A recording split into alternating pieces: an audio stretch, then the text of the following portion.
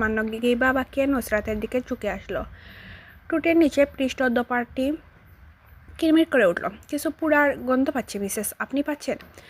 নুসরাত আরশকে সুর পাল্টাতে দেখে অবাক হলো। এক ব্রু উঁচিয়ে টিস্যু দিয়ে ঘষে ঘষে নাক মুছে নিল, নাক টেনে শুকলো। অতঃপর প্রশ্নতীর্থকে আরশের দিকে চেয়ে গম্ভীর গলায় বলল, কোথায়? আমি কেন পাচ্ছি না? আরশ টুটের উপর 2 আঙ্গুল দেখে তীর্যক হাসলো। সুঠাম দেহি শরীরটা সামান্য বাঁকিয়ে নুসরাতের দিকে ঝুঁকে আসলো। হিসিয়ে বলল, লেট ইট গো। নুসরাত আরশের হেয়ালিতে বিরক্ত হলো। নাক থেকে সর্দি ভালো করে টিস্যুতে ঘষে নিয়ে নাক বাড়িয়ে আবারও শুকলো। এমন ভাব করলো আজ এই পুরা গন্ধ না পেলে তার পুরো জীবন বৃথা যাবে। আরশ সামান্য বিরক্ত মিশলে কণ্ঠে বলল, Nusrat, you are 18+, be mature. Nusrat আরশের দিকে চেয়ে তাচ্ছিল্য হাসি হাসলো। আকস্মিক নাক সুরসুরি অনুভব হতেই হাঁচি দিয়ে উঠল। এর পরের বার দিতে গিয়ে মনে হলো নাক দিয়ে পানি বের হয়ে আসবে। চোখ বড় বড় করে অবিরাম সব দিকে ঘুরতে লাগলো। মনে প্রশ্নে উদ্ভট ঘটল, এখন টিস্যু পাবে কোথায়? হাঁচি আটকে রাখার নাকে ব্যথা উঠল, আর তাতেই ডগমগ করে হাসি আসলো। নুসরাত শেষ রক্ষা পাওয়ার জন্য নাক ফুলিয়ে শ্বাস ফেলল। নাক খিচিয়ে উঠতেই চোখ মুখ জ্বলে উঠে। হাতের তালু দিয়ে নাক পরিষ্কার করার পূর্বেই আরশ নিজের ডান হাত বাড়িয়ে দিল নুসরাতের সামনে। শার্টের হাতার দিকে ইশারা করলো। কপাল বিরক্তির রেশ ফুটিয়ে গমগম স্বরে আওড়ালো, just take it easy, all right, and wipe your nose right here. No need to be shy, don't be embarrassed, it totally fine. Nusrat জুড়ে জুড়ে শ্বাস ফেলল, তবুও নাক মুছলে না। আরশের শার্টের হাতায় আরশ মনে করলো লজ্জা পাচ্ছে, তাই বিরক্ত হয়ে নুসরার মাথা নিচের দিকে টেনে নিয়ে ধরল এক হাত দিয়ে। নুসরাত কিছু বুঝে ওঠার আগেই এক টানে নিজের শরীরের আড়াল ডেকে নিল পুরো মেরিল শরীরখানা। তখনও হাসতির নুসরাতের চুলের উপর। আকস্মিক আরশের এমন কাণ্ডে নুসরাত তমতম খেল। হকচকিয়ে পিছু সরতে গিয়ে গত 2 দিনের বৃষ্টিতে ভেজা এঁটেল মাটিতে পা পিছলে গেল, মুখ টুকরে পড়তে নিল। তার আগেই মাথা চেপে ধরে সামনে নিল আরশ। হুমড়ি খেয়ে নুসরাত এসে পড়ল তার বুকে। শক্ত বুকের পিষ্টনে খাড়া নাকে কপালে ব্যথা পেল মেয়েটা। নাকের ভেতর থাকা সকল বর্জ্য পদার্থ গিয়ে লাগলো আরশের বুকে। যতক্ষণ আরশ দূরে সরে যাবে ততক্ষণে অনেক দেরি হয়ে গেছে। নুসরাত নিজের এমন বাচ্চামো কাণ্ডে দাঁত খেঁচে দাঁড়িয়ে রইল। নিজের উপর চূড়ান্ত বিরক্তি দূরে সরার কথা প্রায় ভুলেই বসল। 2 হাত মুষ্টিবদ্ধ করে মিনমিনে আওড়ালো, সারছে রে সারছে কাম। শেষ পর্যন্ত বেটার গায়ে তোর নাকের উদ্দৃষ্টগুলো মুছতে হলো। আরশ নিজের বুকে বেজা অনুভব করতেই শব্দ করে শ্বাস ফেলল। নুসরাত চোখ তুলে উপরে তাকাতেই আরশ কপালে বাজ ফেলল। ছোড়া কাঠ টান টান করে নিল মুহূর্তে। 2 আঙ্গুল দিয়ে নুসরাতের কপাল টেলে নিজের শরীর উপর থেকে দূরে সরিয়ে দিল। নিজের বুকের কাছের কাপড়ের দিকে এক পলক চাইতেই আগের বিরক্তিটুকু আরও একটু বাড়ল। চোখ বন্ধ করে প্রলম্বিত শ্বাস ফেলে রুলো আওয়াজে বলে উঠল, বেয়াদব, সর এখান থেকে, না হলে আজ একটা তাপ্পড় মাটিতে পড়বে না, মাথা মোটা, সর বেয়াদব। গ্রসারি শপে শপিং করতে আসছেন সুফি খাতুন। সময় তখন রাত 8:44। গ্রসারি শপে এসে দেখা হলো নিজাম শিকদারের সাথে। এখনও দুজনের সামনাসামনি হননি, কিন্তু সুফি খাতুন দূর থেকে টাওয়ার করতে পারলেন উনি নিজাম শিকদার। নিজাম শিকদারের সাথে সৌরভীও আছে। দুজনে রান্নার মশলা কিনছেন। আহান সুফি খাতুনকে অনেকক্ষণ যাবৎ অনুসরণ করছিল। নানিকে বারবার নিজাম শিকদারকে লক্ষ্য করতে দেখে বলে উঠল, নানি। সুফি খাতুন ফিরে তাকাতেই আহান টুট চেপে চোখ দুটো পাতা ফেলল। সুফি খাতুন বুঝলেন না আহানের এসব করার মানে কি, তাই নাগাটিয়ে হাঁটতে লাগলেন। আহান তার পিছু ছাড়ল না, এটা সেটা বলতে থাকলো। হঠাৎ চোখ পড়ল নিজাম শিকদার শপিং কার্টের কারো ছবি নিয়ে ঘুরছেন। সুফি খাতুনকে এখানে দাঁড় করিয়ে রেখে গনে গনে 4 পা সামনে এগালো সে। তখনই দৃষ্টিসীমায় স্পষ্ট হলো শপিং কার্টের থাকা ছবিটা। নিজাম শিকদারের স্ত্রীর ছবি ওইটা। নিজাম শিকদার ছবি দেখছেন আর কথা বলছেন ছবিটার সাথে। যে কেউ দেখলে মনে করবে শপিং করতে তিনি একা আসেননি, ওনার সাথে অন্য কেউ এসেছে। কিন্তু অনুরূপ ক্রমে তিনি ওই ছবিটার সাথে মনোযোগের সাথে কথা বলছেন। আহানকে আর পায়কে উল্টো পথ ফিরে গেল নানির কাছে। ততক্ষণে নিজাম শিকদার শপিং কার্ট নিয়ে আরও একটু এগিয়েছেন তাদের দিকে, কিন্তু খেয়াল করেননি সৈয়দ বাড়ির লোকেরা এখানে আছে। নিজাম শিকদার এগোতেই সুফি খাতুন যেখানেই দাঁড়িয়ে আছেন সেখান থেকে স্পষ্ট হলো ছবিটা। আহান নিজের নানির কাছে দাঁড়িয়ে কানে কানে বলে উঠল, নানি, এই দেখো, নিজাম দাদু উনার স্ত্রীর ছবি নিয়ে এসেছেন এখানে। তুমি শুধু ভাবো, উনার মৃত স্ত্রীর ছবি নিয়ে উনি এভাবে ঘুরছেন, তাহলে তুমি উনাকে বিয়ে করলে কিভাবে তোমাকে নিয়ে ঘুরবেন? সুফি খাতুন আহানের কথায় ভাবনায় মগ্ন হলেন। আহান আর উৎসাহ দেওয়ার জন্য বলে উঠল, উনি কতটা লয়াল হলে মৃত স্ত্রীর ছবি নিয়ে ঘুরেন। যদি স্ত্রী বেঁচে থাকতো তাহলে মাথায় তুলে ঘুরতেন। শুধু ভাবো, তোমাকে মাথায় তুলে ঘুরছেন আর তুমি নিজাম দাদুর মাথার উপর বসে ডাকডুম ডাকডুম করে তবলা বাজাচ্ছ। আহানের কথাটা শেষ করে মিচকে হাসলো। সুফিয়া খাতুন গভীর চিন্তায় মগ্ন হলেন। নিজেকে শপিং কার্টে থাকা ছবির জায়গায় ভাবতে বসলেন। তক্ষণে আহান গোস্ত্রী শপের ভেতর থেকে সুফিয়া খাতুনের অগোচরে কয়েকটা জিনিস উঠিয়ে নিয়ে চলে গেল বিল কাউন্টারে। শাহানা গিয়ে বলল, বিল আমার নানির কাছ থেকে নিয়ে নেবেন। জাস্ট নাও, আমি বাড়ি থেকে কল এসেছে। আমার দাদা বর্তমানে চর খাইতে, তাই আমাকে এক্ষুনি বাড়িতে যেতে হবে। শেষ মুহূর্তে আমি উনার পাশে থাকতে চাই, আর তো পাশে পাবো না, তাই চলে যাচ্ছি। বিলটা কষ্ট করে উনার কাছ থেকেই নিয়ে নেবেন।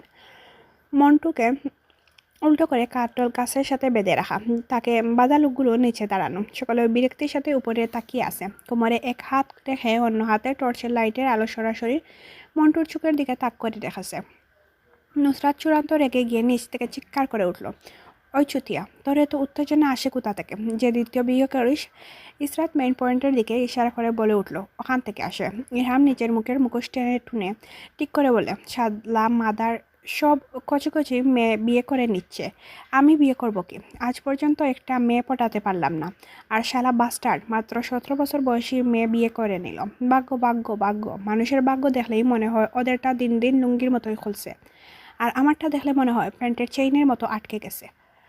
ইলহামের কথাগুলো শেষ করে জিভ কাটল। নুসরাতের সাথে তাল মিলাতে গিয়ে বেমালুম বলে গিয়েছে এখানে ইসরাত আর মোমো আছে। আহানটা গালিটালি দিল না, সে ভদ্রশ্রেণীর মতো নিজ জায়গায় দাঁড়িয়ে রইল। দড়ি হাত থেকে ছুটলেই মন্টু এখান থেকে দোপাস করে পড়বে, এটা সে হলফ করে বলতে পারে। তাই ভদ্র বাচ্চার মতো মুখ এঁটে দেখতে লাগলো সকলের কাণ্ড। ইসরাত মোটা গলায় কথা বলার চেষ্টা করলো, হলো না। তাই মুখে কাপড় টুকরো ঢুকিয়ে খ্যাক করে বলে উঠল, শালার পশ্চাৎ দেশে কয়েকটা দিলে দ্বিতীয় বিয়ে করার শখ মিটবে। নাম্বার 5, দড়ি সামান্য লুজ করো। আহান দড়ি ধীরে ধীরে ছেড়ে দিল। নুসরাত অস্বাভাবিক রাগী কণ্ঠে বলে উঠল, গুলামের সাওয়ের কি পশ্চাৎতে মারবো? সুজা মেইন পয়েন্টে মেরে ওটাই অকেজো করে দে, না থাকবে বাঁশি না বাজবে বাঁশুরি। সকালে তাল মিলানো। নুসরাত নিজের পকেট থেকে ছুরি বের করে উল্টো করে ঝুলিয়ে রাখা মন্টুকে দেখালো। অতঃপর ইসরাত বলল, নাম্বার 5, ওই লুচ্চাটাকে আরও নিচে নামাও। নাম্বার 2, তুমি ওকে ধরে রাখবে টাইটলি, আর আমি আর নাম্বার 3 ওর মেইন পয়েন্টে কাজ তামাম করে দেবো। আহান দড়ি দরফর করে ছেড়ে দিল হাতের মুঠো থেকে।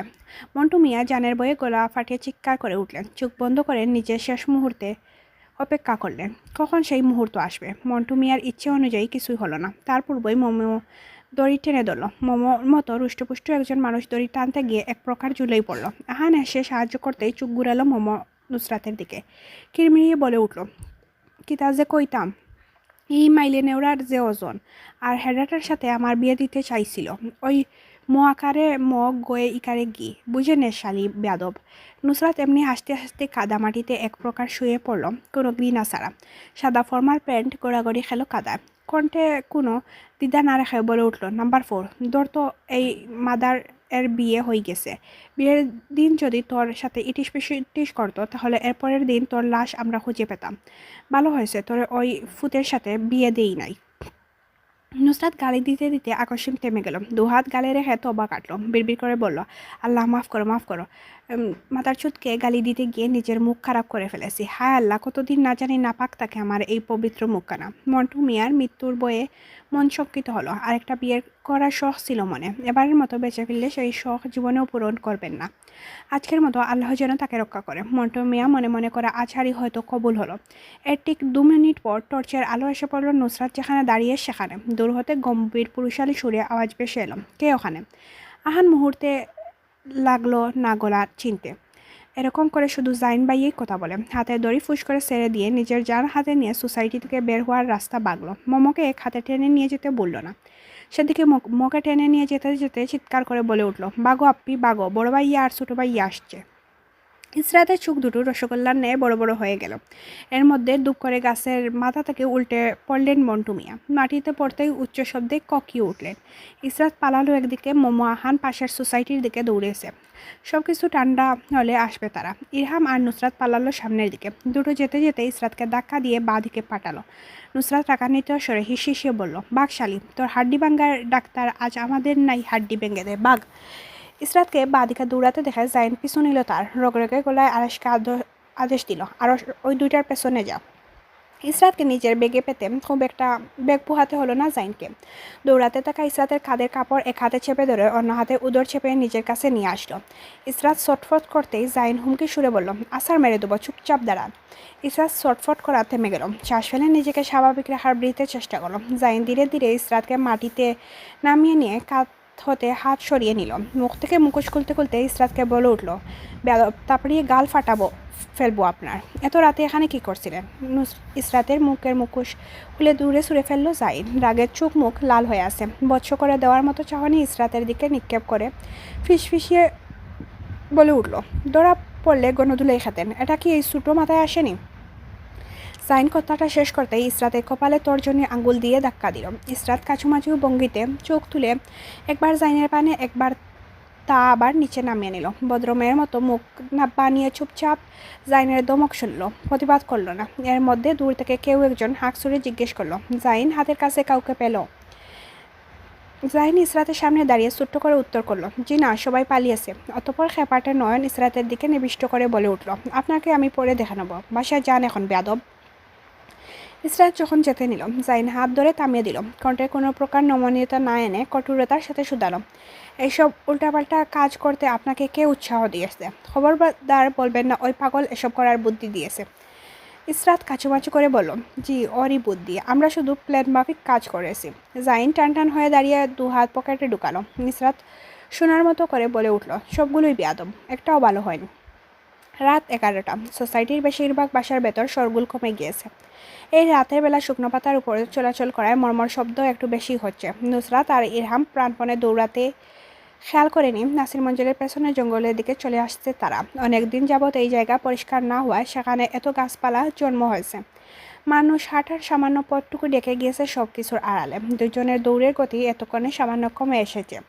ধীরে ধীরে দৌড়ানো থামিয়ে দুজন হাঁটতে লাগলো। হা করে ফেলতে লাগলো বড় বড় শ্বাস। বড় শ্বাস ফেলতেই পারল কই। তার পূর্বেই তাদের পেছন থেকে বড় গলার স্বর ভেসে এলো, এই বাসটার দ্বারা। নুসরাত আর ইরহাম দুজনের দিকে তাকিয়ে আরশের ভয়ঙ্কর দুটি গালি দিয়ে উঠল। নুসরাত নিজের মুখোশ খুলছিল। আরশের গড়ার স্বর শুনতেই তা টেনে নিল মুখে। আবার দৌড় দেওয়ার প্রস্তুতি নিয়ে ইরহামকে বলে উঠল, আমার বাপ, উল্টো পথ দৌড়, নইলে রক্ষে হবে না আজ আর। হেলাল্লার বাচ্চা পিছু ছাড়েনি। ও আল্লাহ, এর উপর একটা কিছু পড়ে যাক, আমাদের মতো বাচ্চাদের পেছনে একে লাগানোর জন্য এর ট্যাঙ্কখানা মুচড়ে যাক। ইরহাম নুসরাতের কথা শুনে গাছের মধ্যে দিয়ে বাঁ দিকে দৌড়ালো। রাতের এই অন্ধকারে নিমেষে উদাও হয়ে গেল আরশের চোখের দৃষ্টি সীমানা থেকে। নুসরাত মনে করলো হয়তো এই বেটা তার পিছু ছেড়ে ইরহামের পিছু নিবে, কিন্তু তাকে সম্পূর্ণ ভুল প্রমাণ করে দিয়ে তার পিছনেই আসলো। নুসরাত একবার উল্টো চেয়ে আবার সামনে ফিরল। এক প্রকার যান হাতে নিয়ে দৌড়াতে লাগলো। মনে মনে আল্লাহর নাম জপ করতে লাগলো। শুধু দোয়া করলো আজ যেন আরশ নামক এই বেয়াদব লোকের হাত থেকে রক্ষা পেলেও এখানে থাকা বিষাক্ত সাপের হাত থেকে বেঁচে ফেরা মুশকিল হতে পারে। গত কয়েকদিন বৃষ্টির পানি জমে মাটির অবস্থা স্যাঁতসেঁতে হয়ে আছে। কোথাও কোথাও শ্যাওলা জমে পিচ্ছিল তা দেখা দিয়েছে। নুসরাত শ্যাওলার উপর দিয়ে দৌড়াতে গিয়ে স্লিপ কেটে মুখ তুবড়ে উল্টে পড়ে গিয়ে কাদার মধ্যে। চোখে কাদা ঢুকে গেল সেকেন্ডের ভেতর। তবুও দু হাতে বর দিয়ে উঠে দাঁড়ালো। মাটিতে উল্টো পড়ায় এক পায়ে স্লিপার পরে রইল ওখানে। অন্য পায়ের স্লিপার খুলে তা ছুঁড়ে মারলো আরশের দিকে। সেটা উড়ে গিয়ে একদম আরশের মুখের উপর পড়ল। নুসরাত ভাবতে পারেন তার হাত এত শার্প। নিশারা বরবার গিয়ে লেগেছে জুতোটা। আবারও জঙ্গলের মধ্যে দিক বেদিক ঘুরে দৌড়াতে গিয়ে হাঁপিয়ে উঠল। পিছু ফিরে দেখলো আরশ এখনও তার পিছু করছে। হাঁপিয়ে ওঠার কোনো লক্ষণই ওই সারের মধ্যে নেই। সামনে ফিরতেই চোখে ভাসলো কয়েকটা বড় গাছের বড় বড় ডাল পড়ে আছে। এতেই মাথায় আগুন ধরে গেল নুসরাতের। প্রলম্বিত শ্বাস ফেলে আওড়ালো, সকল বাল্যের গজব আজই পড়তেই হবে। সাউয়া বাঁকতে গেলেও যত সমস্যা। আল্লাহ জীবনে একটা ভালো কাজ করলে থাকলে এই আরশকে তুমি নিজের করে নাও। আমিন আমিন আমিন। নুসরাত লাফ দিয়ে পড়ে থাকা ডালগুলো পাড়ি দিতে চাইল। সেই সুযোগ আর পেছন থেকে নুসরাতের পেট হাতের সাহায্যে পেঁচিয়ে ধরে শূন্যে তুলে ধরল। নুসরাত দাঁতে দাঁত চেপে নিজের ভেতরে রাগটুকু সংবরণ করতে চাইল। হয়তো পারল। মাটি থেকে দু হাত উপরে শূন্যে বাসা পাগুলো জাগাতে লাগলো দিকবেদিক হারে। শক্ত হাতে নিজের পেটের উপর থাকা আরশের হাত হামচে ছাড়াতে চাইল। বলিষ্ঠ হাত দুটো আরও দ্বিগুণ শক্তিতে চেপে ধরল তাকে নিজের সাথে। নুসরাত রাগে হিতাহিত জ্ঞানশূন্য হয়ে আরশের গোপনাঙ্গে লাথি মারতে চাইল। একটুর জন্য মিস হয়ে গেল। তবে না দমে না গিয়ে নতুন উদ্যোগে পায়ের নিচে দিয়ে আরশের হাঁটুর মধ্যে লাথি মারল। সেন্সিটিভ স্থান হওয়ার দরুন একটুক্ষণের জন্য আরশ কাবু হয়ে গেল। নুসরাতের পেটের কাছে বাধা হাড্ডিলি হয়ে আসলো। মেয়েটা বলে বসলো, আরশ তাকে ছেড়ে দিলে এখান থেকে সোজা মাটিতে পড়ব। যতক্ষণে তা মনে হলো ততক্ষণে তার উদর, কপাল, নাক, টুট গিয়ে ঠেকেছে মাটিতে। অস্বাভাবিক ব্যথায় হাত পা ঝিমঝিম করে উঠে অসারতার। আরশ এক হাঁটু গেড়ে বসলো নুসরাতের কাছে। পিঠের কাছের কাপড়টা চেপে ধরে একটানে সোজা করে ফেললো নুসরাতের পুরো শরীর। পকেট থেকে ফোন বের করে ফ্ল্যাশ লাইট জ্বালিয়ে নিল। অতঃপর এক হাতে হাঁটুর উপর রেখে অন্য হাত নুসরাতের মুখের দিকে আলো তাক করলো। লঘু স্বরে আদেশ দিল, ওপেন ইউর আইস। নুসরাত চোখ খুলে তাকালো না। চোখ খুলে তাকালেই এই বেটা বুঝে নিবে কে সে। এরপর গিয়ে মেদমা বলে বিচার দিবে তার মায়ের কাছে। আর তার পিঠের উপর পড়বে নাজমিন বেগমের অতি উচ্চমাত্রার চপ্পল জোড়ার দুপদাপ কয়েকটা বাড়ি। নুসরাত তাই গোড়ামি করে নিবু চোখে আরশকে দেখল, তবুও পুরো চোখ খুলল না। আরশ হাতের ঘড়ির দিকে চোখ রেখে বলে উঠল, I will give you 30 second, not a word, just take off that mask or I swear I will hang you upside down from that tree myself. Nusrat এক চোখ খুলে সরাসরি আরশের দিকে তাকালো। সে জানে না নাকি একবার মুখোশ খুলে এই লুচ্চা তার মুখ দেখলে সোজা গিয়ে তার মা নামক জল্লাদ মহিলার কাছে নালিশ করবে। তাই চুপ করে এখানে আরাম করে শুয়ে থাকা নিজের নিকট অনেক শ্রেয় মনে হলো। শীতকাল অতিবাহিত হওয়ার পর নুসরাত বসতে যাবে আর হাত দিয়ে নুসরাতের মাথা চেপে ধরে রাখলো মাটির সাথে। চোয়াল শক্ত করে নুসরাতের শোনার মতো করে গণনা করলো, 5 4 3 2 and 1. Your time is up, miss. আরও এক হাতে নুসরাতের মাথার উপর রেখে অন্য হাত নুসরাতের মুখের মুখোশ খুলতে নিবে। তার পূর্বে নুসরাত আরশের টাকনুর মধ্যে সর্বশক্তি দিয়ে লাথি মারল। আরশ ঠিকঠাকভাবে না বসায় মুখ তুবড়ে গিয়ে পড়ল। যেখানে সেখানে পড়ল না, একদম নুসরাতের গল দেশে পড়ল। কড়া কুস্তরি সুগ্রাণ আর মাস্কি পুরুষালী কুলনের সুগন্ধি দুজনে চারপাশ মোমো করে উঠল। নুসরাত সেদিকে দেন নেয়। তার বিরক্তির সময়ের সাথে কমার বদলে শুধু বাড়ছে। চোখ বড় বড় করে দীর্ঘশ্বাস ফেলে বিড়বিড় করে আওড়ালো, এটাই বাকি ছিল, নে এবার একটা চুমু খেয়ে সেটাও পূরণ করে দেয়। আরশ মাথা তুলে গলা খাঁকড়ি দিল। মোবাইল উড়ে গিয়ে পড়েছে দূরে। আরশ নুসরাতের উপর ওই অবস্থায় থাকতেই চাইল মুখ থেকে কাপড় সরাতে। নুসরাত আর তা হতে দিল না। আরশকে দু পা দিয়ে পেঁচিয়ে নিজের উপর থেকে উল্টে ফেললো পাশে।